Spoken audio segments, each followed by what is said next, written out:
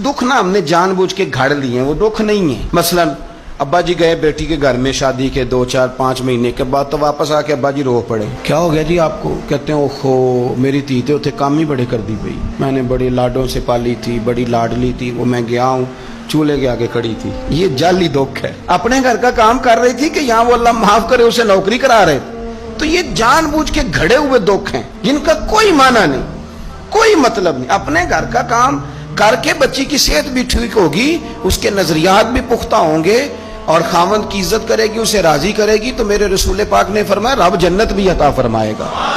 लेकिन ये दुख है जनाब, हो मैं गया गर्मी बड़ी सख्त थी, ये दुख है कोई कि मेरी बेटी रोटियां पकाती है जी, शुक्र कर पकाती है, अल्लाह का एहसान समझ। ये तो दौर है वसवसों का। मैं तो कहता हूँ इसमें जो बंदा ज्यादा मसरूफ है ना, जिसको रोटी खाने का टाइम भी मुश्किल से मिलता है, वो भला आदमी है। थक के सोए, ये टेंशनों में ना पड़े, चुगलियों में ना पड़े, गीबत में ना पड़े, गिले ना करे, बुरी सोच ना इसे आए, अल्लाह का शुक्र अदा कर। आजकल तो मैं देखता हूँ सारे बेचारे नौजवान लड़के, उन्होंने जुमे वाले दिन हैंगर लटकाए होते हैं पीछे, सारे कपड़े धोबी से इस्त्री करा के ला रहे हो, पता नहीं कहाँ काम काज होते हैं, भी नहीं समझ आती। सब ने साइकिल पे रोटियां लटकाई होती हैं, खाना पक गया रोटियां ले आओ, कौन से काम की बात। फिर भी अब्बा जी रो रहे हैं आके। और ये बच्चियों की ट्रेनिंग करें, आप यकीन करें ये मुफ्त के रट्टे हैं, झगड़े। सुनो मेरे रसूल पाक ने क्या फरमाया। किसी ने पूछा हुजूर बेहतरीन मुसलमान कौन है, तो नबी पाक ने फरमाया जो सलाम लेने में पहल करे और रोटी ज्यादा खिलाए।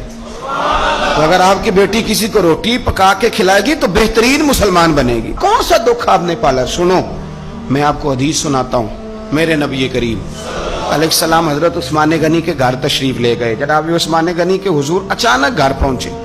हजरत अबू हुरैरा रज़ी अल्लाह तआला अन्हु फरमाने लगे, जब नबी पाक अलैहिस्सलाम उनके हुजरा नूर में दाखिल हुए ना, नबी पाक की शहजादी से बढ़कर तो कोई शहजादी नहीं ना। ये तो वो खवातीन है जिनको कुरान ने सबसे बेहतरीन कहा, हुजूर के घर में रहने वाले लोगों को। हुजूर की लख्ते जिगर जनाब रुकैया। हजरत अबू हुरैरा कहते हैं हुजूर अचानक पहुंचे हजरत उस्मान गनी के घर, तो जनाब उस्मान गनी चारपाई पे बैठे थे और जनाब रुकैया अपने हाथों से उनके बालों में पानी डाल डाल के उनके सर को धो रही थी। यानी चक्की भी पीसे जनाब रुकैया, लेपा पोती भी करें कच्चे मकान को, घर का सारा कामकाज भी करें और अपने शौहर के बालों में पानी डालकर वो सर भी धोए।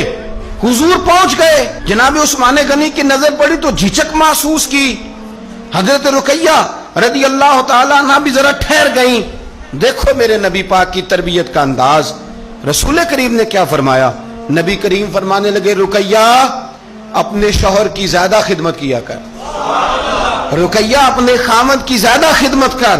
फरमाया मेरे सारे सहाबा शान वाले हैं, लेकिन जिसने मेरे अखलाक को सबसे ज्यादा देखना हो वो मेरे उस्मान गनी को देखे। ये अखलाक में मुझसे ज्यादा मुशाबत रखता है बेटी, ज्यादा ज्यादा खिदमत किया कर अपने शौहर की ज्यादा।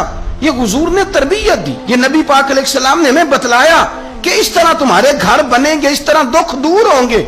लेकिन जब अब्बा ही घर आके रोएगा और अम्मा ही बद्दुआ करेगी कि देखो मेरी बेटी को क्या हाल कर दिया रोटियां पकवा, तो कैसे घर चलेगा? समझें आप इन चीजों।